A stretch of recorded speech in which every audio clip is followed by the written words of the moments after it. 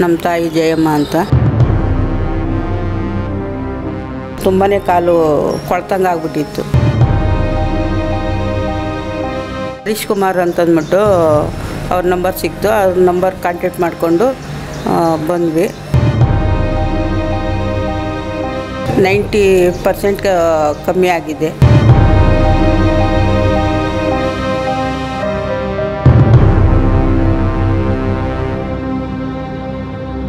ನಿಮಗೆ consultation fees ಇರಲ್ಲ, massage free ಇರುತ್ತೆ.